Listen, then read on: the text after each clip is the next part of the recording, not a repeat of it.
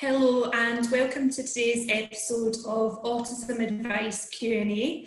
My name is Katie Easton and I am an Autism Advisor here at Scottish Autism. Today I am also joined by Lucy Chetty, who is the head teacher of our school, New Student School in Alloa.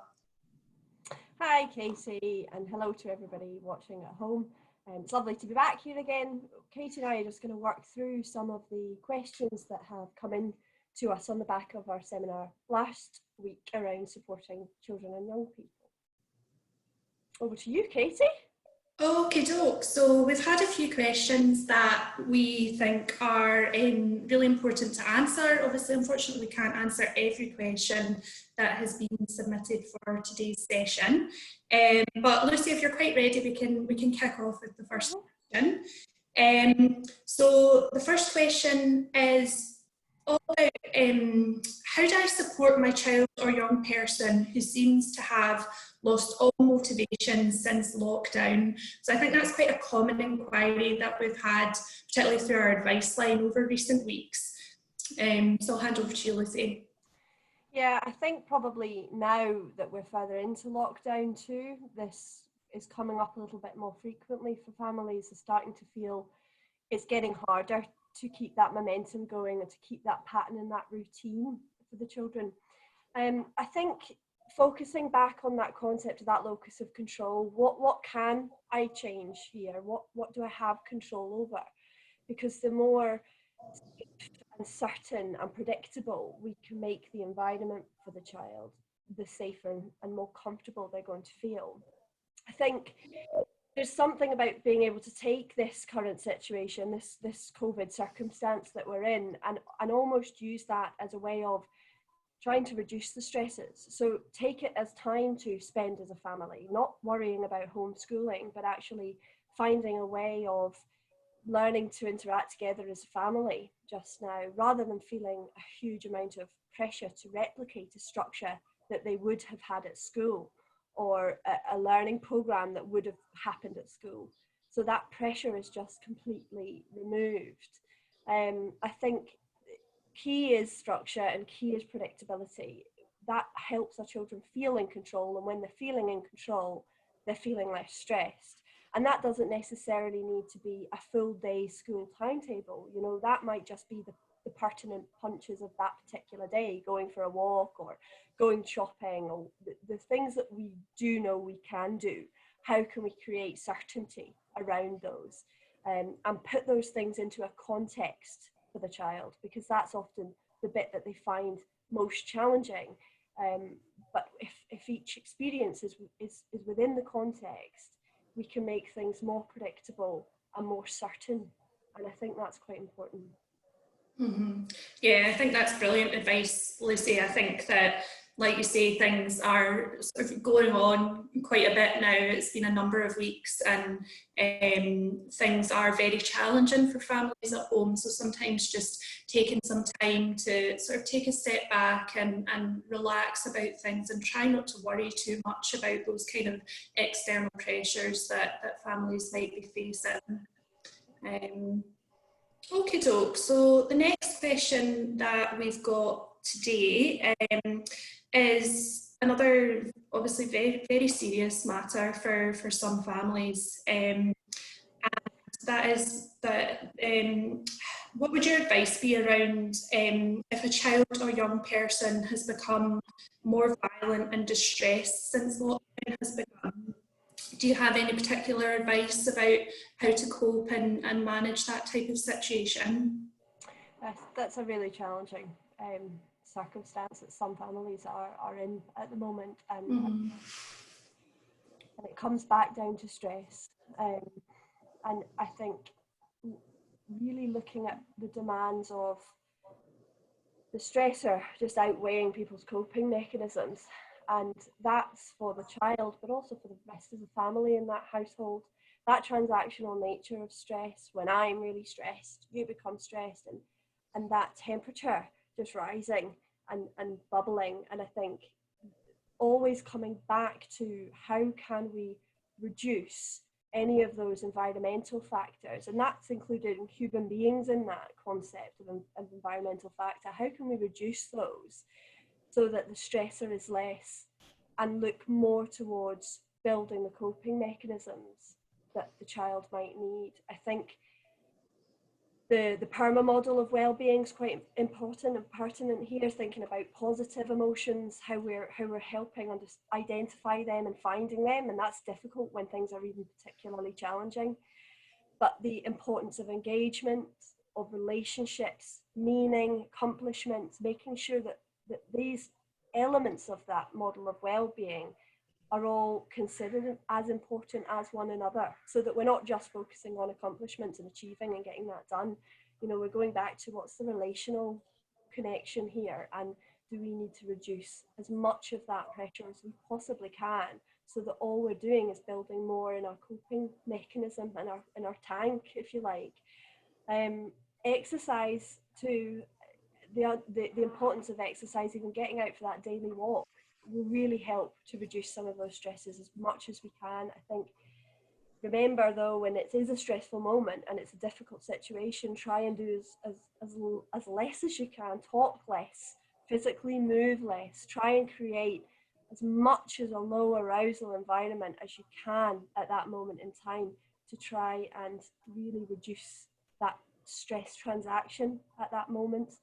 And I think, remember that we need to be sure our own coping mechanisms are in check before we can help others. You know, the oxygen mask in the aeroplane, I think that's an important analogy to hold on to and to remember, because as time's going on, I think it's getting harder for families to see when that end point is going to come, and that uncertainty becomes really difficult to deal with.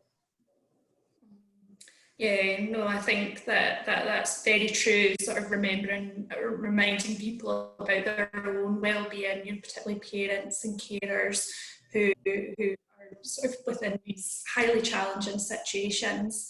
And yeah, that point that you mentioned there about the PERMA model, I think that's very interesting as well to be mindful of during these times. And it is a very difficult time for families, and it is very hard to know what to do. We've never experienced this before, so it is very unknown and new to everybody who's involved. So, are we ready to move on to another question? Yeah. So the next one is quite a lengthy question. I suppose it's a few questions mixed into one. But if you could offer any advice to families who have a child or young person who perhaps isn't engaging in any schoolwork at the moment, you know, what would you say to parents around any concerns that they might have to do with their child falling behind? Will they be able to catch up with their peers at a later date? And do you have any advice for a child who perhaps engage with using things like Google Classrooms or any home learning activities?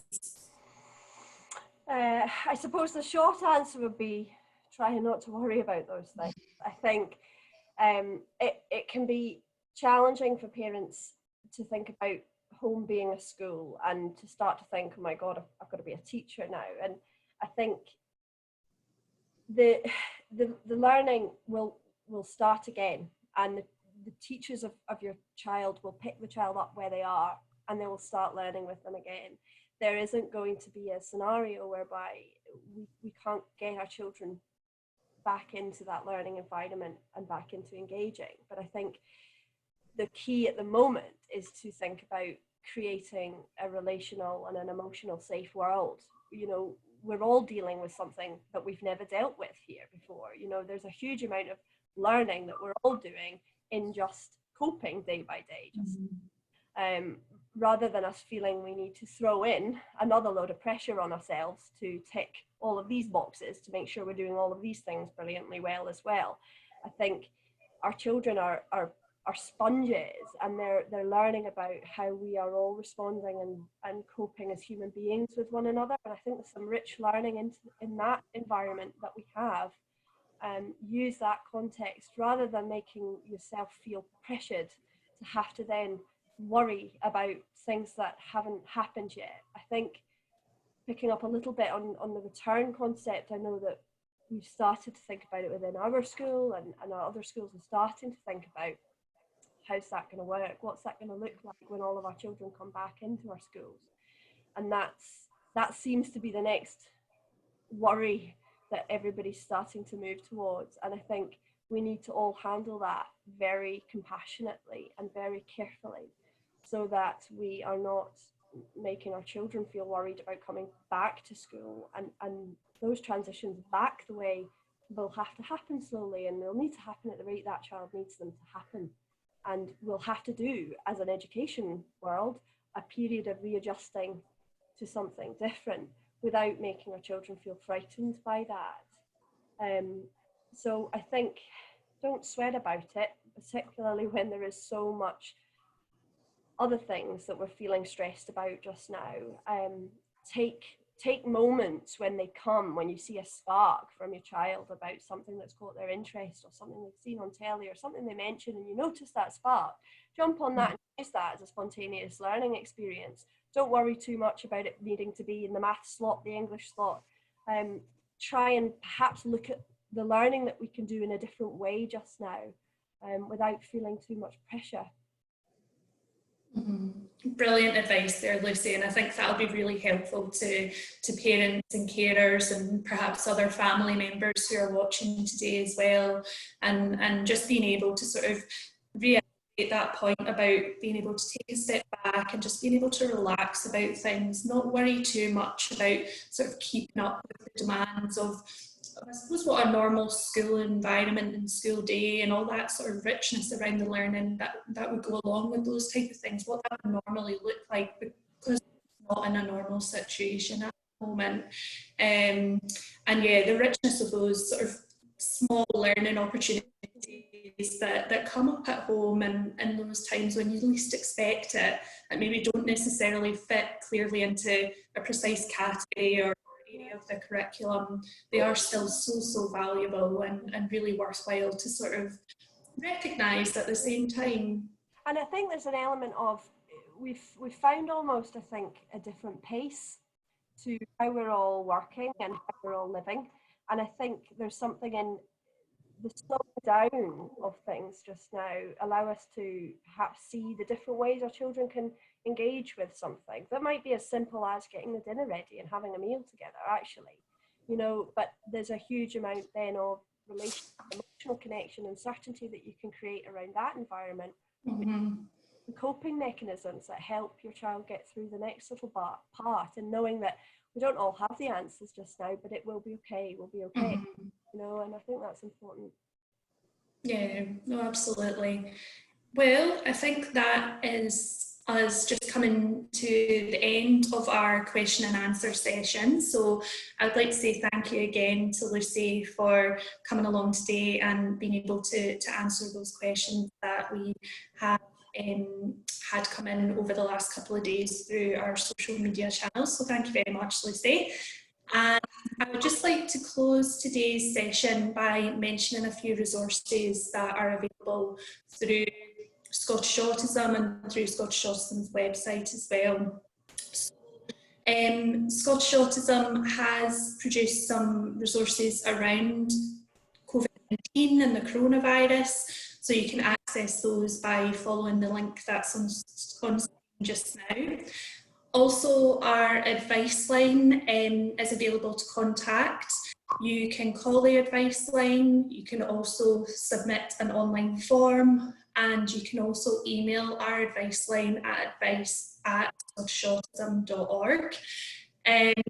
We have a few more resources up on the screen just now as well, so you can access education resources, which are specifically, I suppose, related to today's session around supporting children and young people.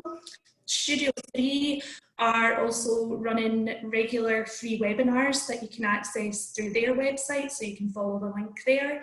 And I would also just like to highlight the last one there for Gina Davies' website as well, which might be helpful to some of the people who are watching today. We have some wellbeing resources on our website, And I would also like to draw your attention to our Right Click programme. We have a specific programme for young children, teenagers, and also adults as well. So that is still running during this time. It's completely free and you can access that online. And we also have a specific programme for women and girls as well. And again, you can access that immediately through our website, completely free of charge, and hopefully that will be helpful to you. So I would also just like to finish by talking a bit about our new Autism Advice Line Plus service. So that's an extended offering to our Advice Line service, which includes extended opening hours to our Advice Line. So our Advice Line is now open between Monday and Sunday, 8 AM to 8 PM. We have a live chat function on our website where you can speak to an advisor immediately. We also have a call for a chat function that you can register for through Scottish Autism's website. And there are 3 new groups that have opened through Scottish Autism's Facebook page. So these are closed groups.